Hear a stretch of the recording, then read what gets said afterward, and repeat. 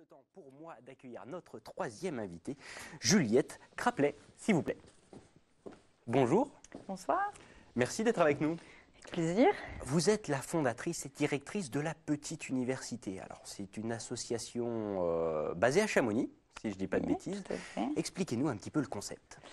Alors le concept, c'est un concept qui est fortement inspiré de celui des universités populaires ou des universités du temps libre, dans le sens où on propose des cours, des ateliers, des stages dans toutes sortes de matières, de type un peu universitaire, mais pas seulement, à toutes sortes de publics, donc sans objectif professionnalisant, simplement pour satisfaire des curiosités intellectuelles ou pour acquérir un savoir pratique comme en permaculture ou en langue vivante, par exemple. Et voilà, donc c'est vraiment très divers. Il y a une vingtaine, 25 matières environ, et pour un public qui va des jeunes enfants aux retraités.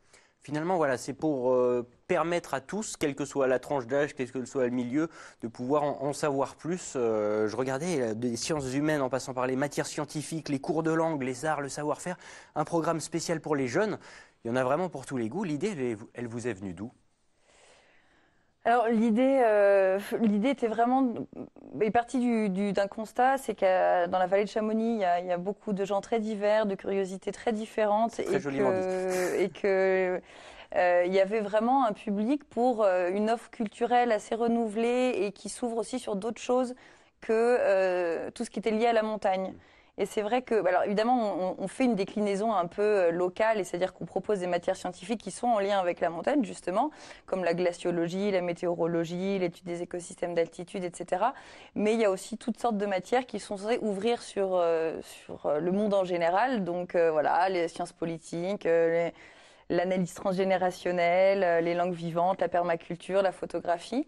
Et donc c'est aussi cet éclectisme qui fait la force, je pense, de la Petite Université, parce qu'elle s'adresse vraiment à un public extrêmement large, et on le voit dans nos adhérents.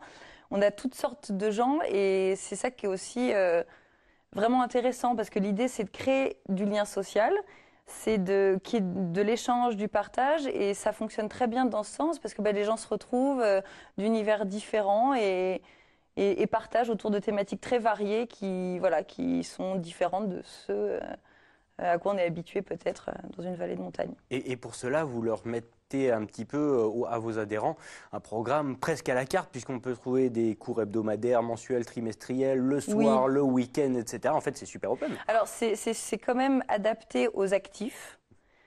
Donc les cours ont essentiellement lieu le soir et le week-end, puisque justement c'est pas seulement pour les retraités, c'est vraiment pour tout le monde. Donc on est vraiment soir et week-end. Après oui, la fréquence est variable en fonction des thématiques. Les langues vivantes, il y a une fréquence hebdomadaire parce qu'on ne peut pas apprendre l'anglais ou l'italien en Tous une les fois 6 tous mois. les 3 mois.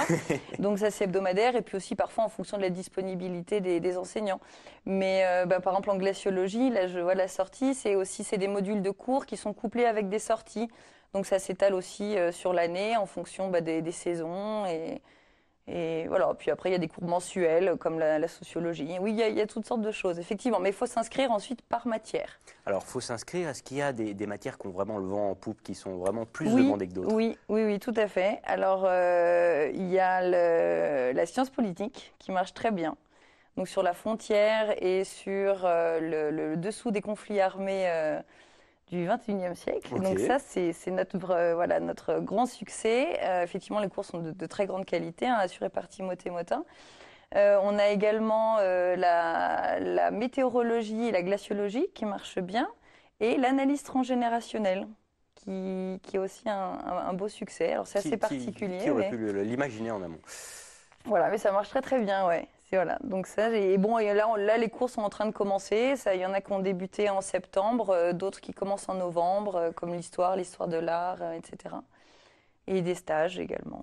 J'imagine que pour tout ça, vous vous êtes entouré d'un corps, entre guillemets, professoral de premier ordre. Comment vous êtes tombé justement sur toutes les personnes à même d'enseigner des matières aussi diverses ? Eh bien, c'est vraiment, on s'appuie essentiellement sur les ressources locales, et en réalité, la vallée de Chamonix regorge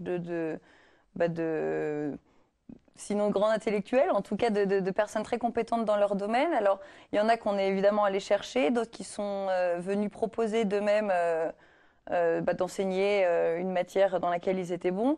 Donc oui, on va avoir des figures plus connues comme Jan Giesen-Danner en météorologie, comme Luc Moreau en glaciologie. D'autres qui le sont moins et qui sont simplement issus de la société civile, qui ont leur travail mais qui ont une vraie passion, un vrai savoir dans un domaine et qui sont prêts à le partager, à l'enseigner. Et donc on a finalement un corps professoral assez divers et dans l'ensemble, on a fait une enquête de satisfaction l'année dernière. Les enseignants sont très bien jugés par les participants. Voilà, donc on a vraiment la garantie que les cours sont de grande qualité, donc on est content. Ça s'adresse aux habitants de la vallée de Chamonix, mais on peut venir y assister si on n'arrive pas forcément. Oui, non, bien sûr. Alors, et c'est sûr que c'est inscrit sur un territoire et que comme on demande du présentiel, on demande aux gens d'être là. C'est surtout des gens de la vallée de Chamonix, mais on a également de la basse vallée de l'Arve, donc de Passy, Salange, aussi de Saint-Gervais, parfois de Grenoble. On a des résidences secondaires qui viennent pour justement le module auquel ils se sont inscrits. Donc, on a des Suisses, de Fin-Haut, de Martigny. Non, c'est finalement, il y a une aire assez large, même si c'est essentiellement chamoniard, c'est bien sûr ouvert à tout le monde. Oui. Si on veut adhérer, j'imagine, il y a un site internet. Il y a un site internet, voilà, lapetiteuniversité.net, sur lequel il y a toutes les instructions. Voilà, on paye une adhésion et une inscription ensuite au cours qu'on veut suivre.